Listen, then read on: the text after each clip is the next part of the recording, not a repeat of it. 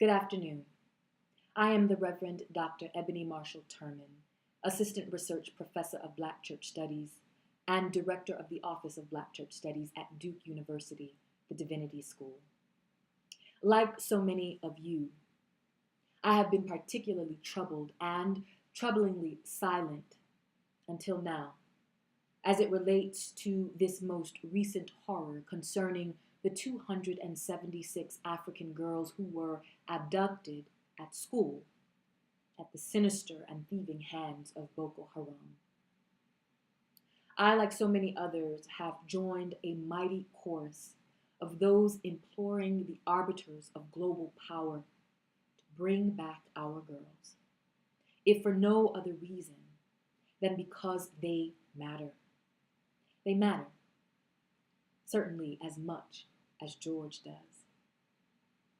But also because I know that if they did not sit at the intersection of blackness and femaleness, which, regardless of income or scholastic privilege, classes and casts them amongst the disproportionately poor, if these girls did not sit at the intersection of blackness and femaleness and impoverishment, social and otherwise, that being black and being female engenders in the world, then the atrocity visited upon them would not have been a mere hiccup in the stream of global news before public moral outrage demanded more. It would not have been a mere insert that blandly calls for an honorable mention in Sunday's altar prayer, or an addendum to the morning's offertory sentences that hint at the tragedy of schoolgirls lost to pad the plate, or dare I say, to pad the pockets of apostate preachers without trace history of trustworthy financial stewardship or interest in the gifts, rather the gift of helps. This act of terrorism, this calamity, this catastrophe, this sin against the bodies and the minds and the spirits of black girls is politically driven, as is so much else. It has everything to do with good luck not bending to the pressure from the North as it relates to the next presidential election. Boko Haram is not internal. These are external mercenaries who are tapped into a minority current presently in Nigerian government, who are trying to get their way and are using black girls to do it. In the 276, we thus see the zeitgeist. That's right.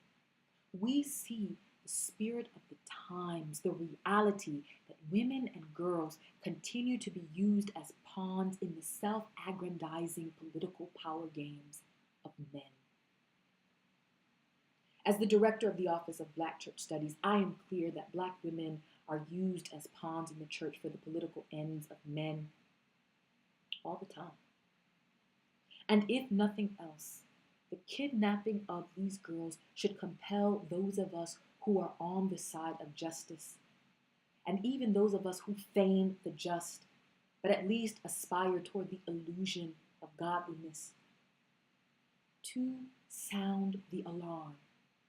To sound the alarm of our faith that considers even the least of these worthy of a first response that draws attention to the everydayness of the hijacking of black girls' lives that has been systematically executed in the tragedy at Chibok, but that is being economically executed and morally executed in black churches every day.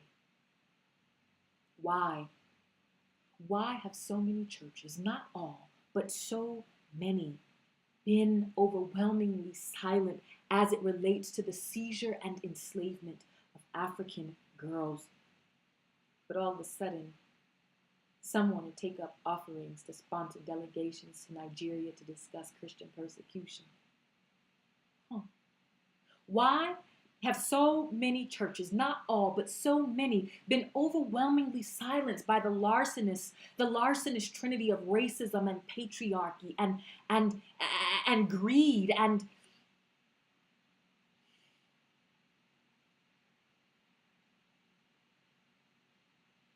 Afro-misogyny, although that extends the triunity. I could recount a litany of social ethical hypotheses: Hartman's ethic of perfect submission, Towns's fantastic hegemonic imagination, Briggs's racialization of the construction of social gender mythology. I could recount the litany. But I think that the real reason that so many churches have been frighteningly silent, or at least responsibly delayed on the matter of bringing our girls back, is because the truth is that the church is too often complicit in systems and structures that are designed to steal Black girls. As it relates to Black girls, African and of African descent, we, sadly, are the kidnappers. This is why we can so easily nod and agree when CNN and NBC and the Times tell us that it is impossible to bring them all back. When they tell us that finding Boko Haram is impractical, we are the kidnappers. And it is easier to rest in the possibility that Black girls will never be found, and that we will never be found out, than to admit our complicity in hijacking Black girlhood and womanhood. Every time a little Black girl sitting in Sunday school or the sanctuary is invisibilized, made invisible by the exclusivity of masculine language, God and humanity, her herness is dehumanized. Every time she confides that she wants to be a preacher and is told that preaching is for men, every time a child is covered up by a lapsed God so that she won't distract the grown preacher from doing God's work, we kidnap her. We steal her. We play her. We cut her off from the everything that God has called her to be. Bring back our girls. Bring back our girls in Nigeria perhaps is the first step. And perhaps it is the best option for collective supplication today. So yes, bring them back.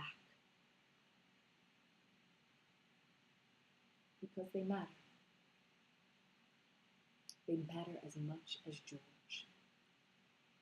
But for as much as we rally to bring our girls back, somebody ought to be concerned about those things that bring them down, that tear them away. We ought to be concerned about tearing down the strongholds of Black woman hate that begins and ends with our girls. A Black woman hate that masquerades globally with sacred fervor on the words of politicians, by the authority of great prophets and great apostles.